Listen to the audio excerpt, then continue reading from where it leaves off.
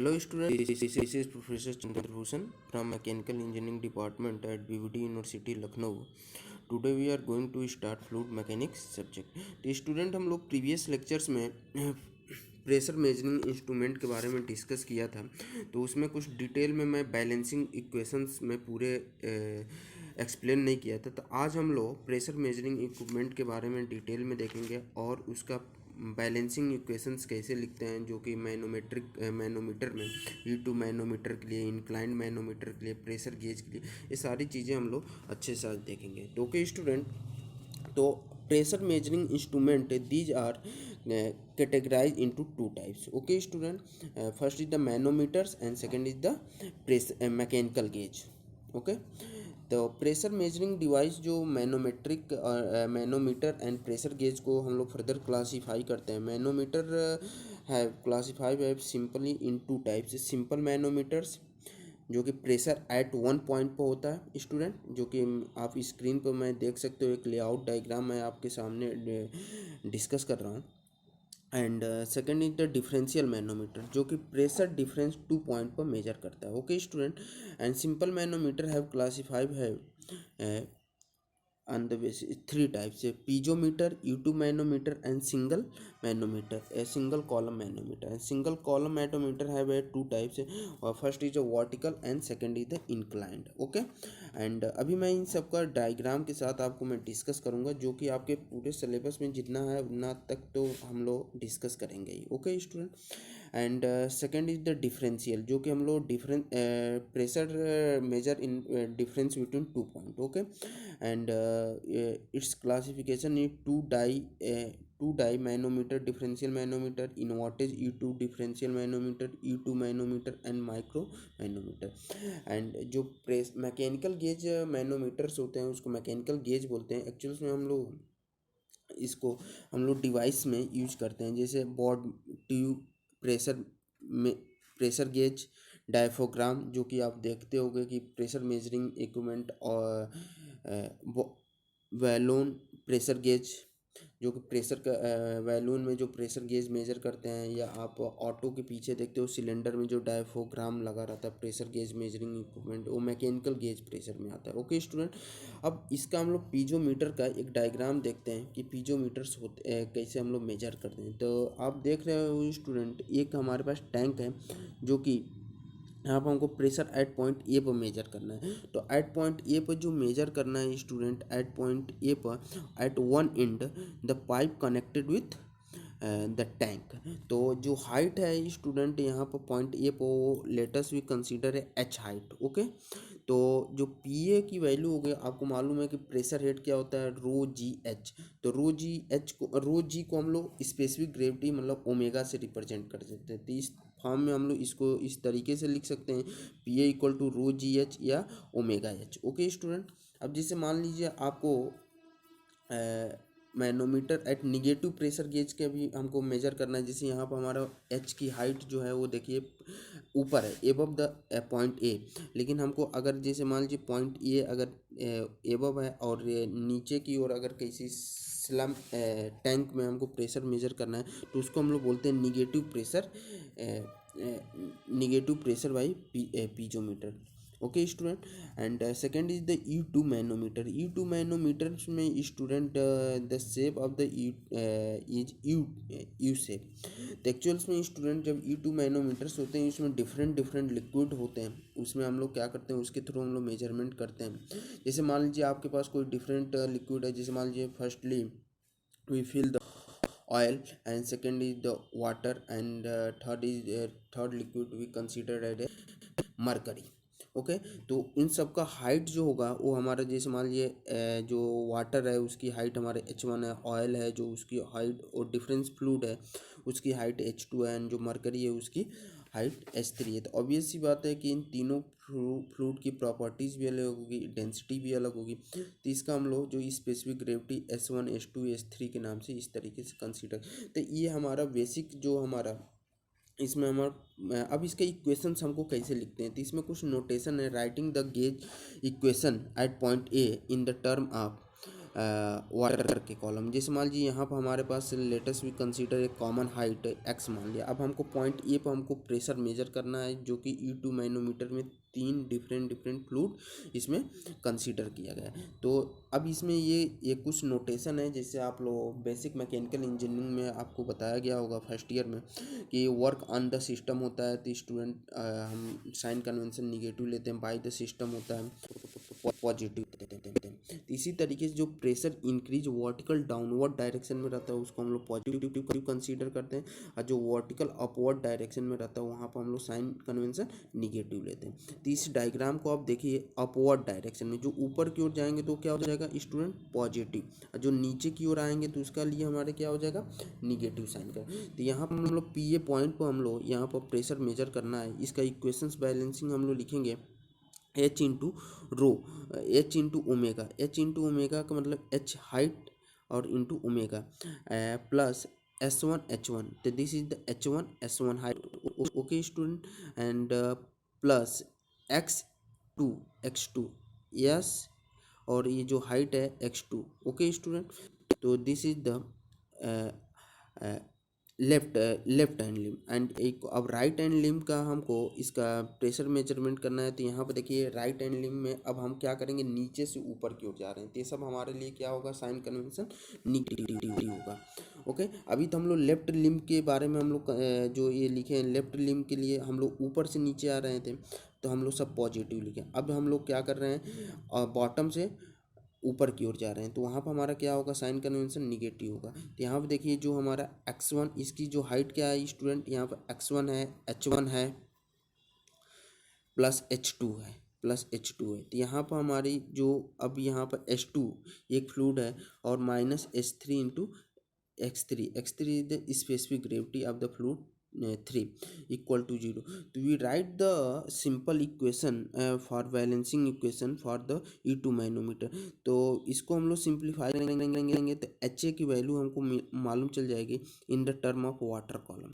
तो इस तरीके से अभी हम न्यूमेरिकल्स इस पर देखेंगे स्टूडेंट, आपको और चीज़ें क्लियर हो जाएंगी। बस इसमें ये साइन कन्वेंशन आपको याद रखना है कि अगर pressure increase vertical downward direction में रहेगा तो पॉजिटिव कंसीडर करेंगे, अगर pressure decrease vertical upward direction में रहेगा, अगर प्रेशर डिक्रीज कर रहा है वर्टिकल अपवर्ड डायरेक्शन में रहेगा तो निगेटिव कंसीडर करेंगे। तो इस तरीके से हम लोग क्या करते हैं, इसको जो इसका मेन इक्वेशंस बैलेंसिंग है।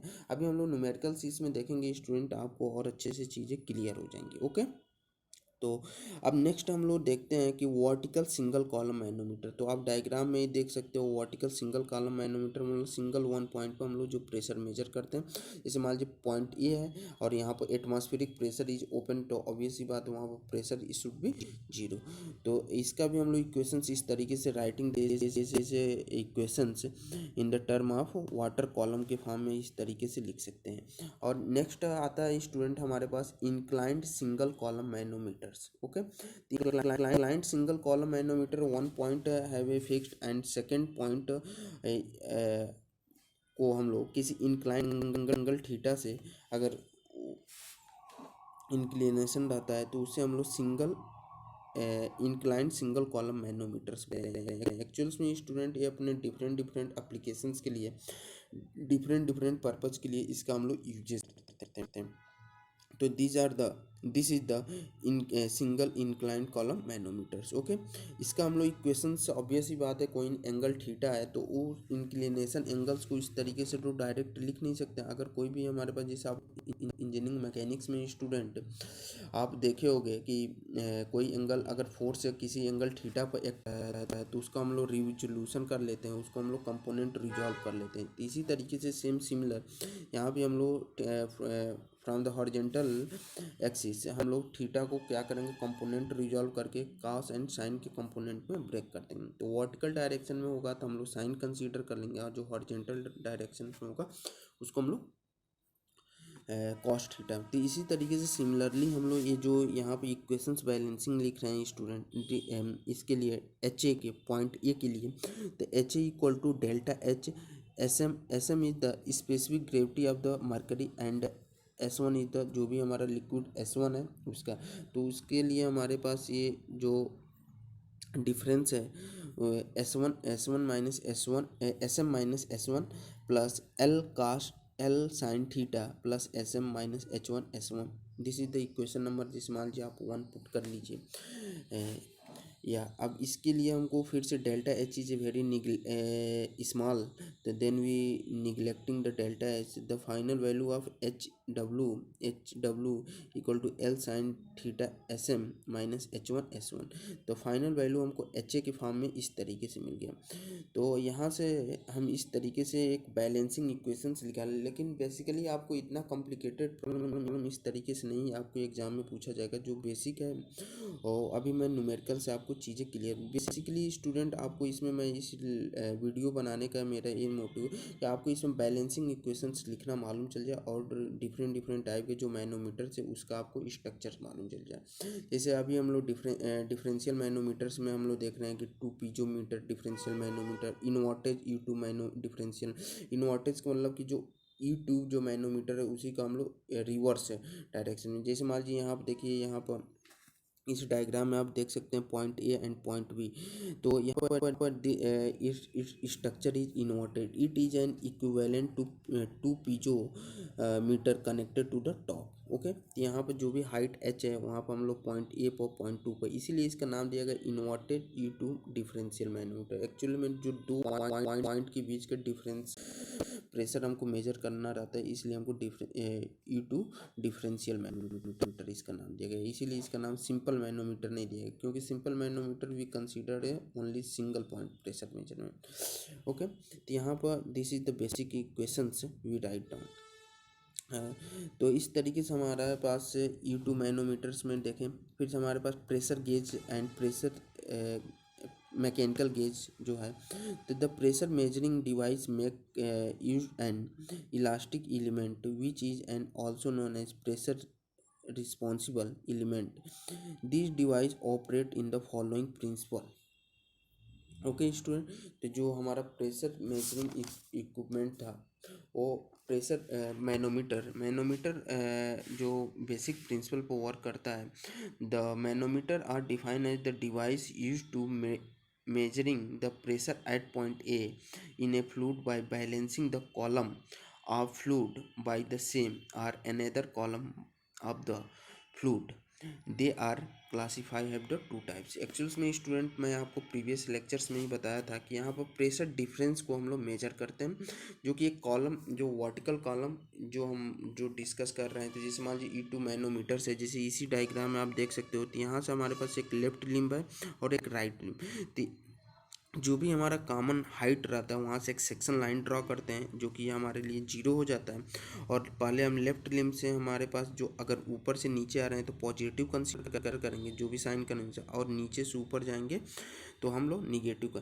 Left hand limb pressure difference equal to right hand pressure difference equal to 0। इस तरीके से हम लोग इक्वेशंस बैलेंस करके हम लोग जो भी प्रेशर डिफरेंस निकालना रहता है इस तरीके से निकाल सकते हैं। अभी हम ये सारी चीज़ें आपको एक न्यूमेरिकल से अभी मैं नेक्स्ट लेक्चर में लेके आता हूँ, तो इसमें आपको सारी चीज़ें क्लियर हो जाएंगी। ओके स्टूडेंट, इसी में हमारे पास एक और जो छोटा सा पोर्शन से कि इसमें बचा हुआ था स्टूडेंट, जो कि फ्लोटिंग बायोन्सी का ही पोर्शन था। Meta centre and for stability complete submerge body के लिए क्या कंडीशन होता है, stability complete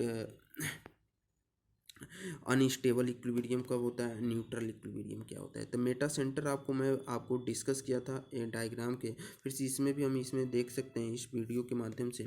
Meta centre is defined as the point of interaction between the axis of floating body passing through the point B and ji.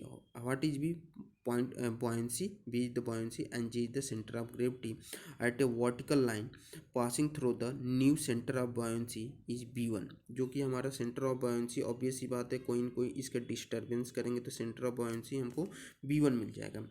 Meta centre can also be defined as a point about the which body start oscillate, मतलब जिस पॉइंट से उसका oscillation start होता है, this point is known as metacentre. Okay student, तो metacentre को मैं डिफाइन किया था। अब इसमें हम लोग देखेंगे कि दो कंडीशन, एक तो होता है फ्लोटिंग बॉडी के लिए क्या कंडीशन होती है, स्टेबिलिटी के लिए अनस्टेबिलिटी के लिए न्यूट्रल। अब यहाँ पर सबमर्ज के लिए मतलब कम्प्लीटली सबमर्ज अगर कोई बॉडी रहती है तो उस केस में हमारे स्टेबिलिटी की क्या कंडीशन होती है। तो आप इस तरीके से देख सकते हो स्टूडेंट कि कि आपके पास कोई जैसे आप मॉल वॉल में जाते हो तो देखते हो गुब्बारे का इस तरीके से कार्टून टाइप को बनाए रहते हैं। जस्ट लाइक स्ट्रक्चर यहाँ भी मैं इसी तरीके से कर रहा हूँ।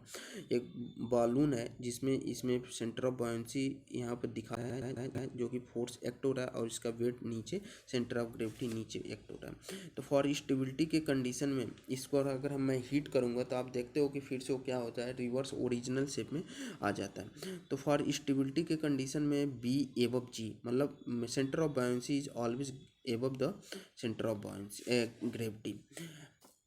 ओके स्टूडेंट, तो आप इस डायग्राम से आपको काफ़ी अच्छे से चीज़ें क्लियर हो रही होंगी। और for a submerged body when B is above G, G is above B when condition is unstable. अगर वही हमारे पास अनस्टेबल का कंडीशन हो जाएगा तो हमारे क्या हो जाएगा, जी एबव हो जाएगा बी से, लेकिन वहाँ पर स्टेबिलिटी के कंडीशन में बी एबव जी होता है। और न्यूट्रल के कंडीशन में स्टूडेंट क्या हो जाता है, at coincide the point B and G at a same point. So this are the basic introduction portion for the complete submerged body for stability condition, unstable condition and neutral condition के लिए। तो floating के case में हमारे पास Meta centre का concept आता है और सबमर्ज के केस में हमारे पास जो कि सेंटर ऑफ बायोंसी और सेंटर ऑफ ग्रेविटी का कॉन्सेप्ट। उसमें सबमर्ज के केस में हमारे पास मेटा सेंटर कंसीडर नहीं करते हैं, जो कि मैं आपको पिछले लेक्चर्स में जब बायोंसी में पढ़ाया था इसमें सारी चीज़ें मैं डिस्कस किया था। तो ओके स्टूडेंट, अब बाकी हम लोग नेक्स्ट लेक्चर्स में इसके न्यूमेरिकल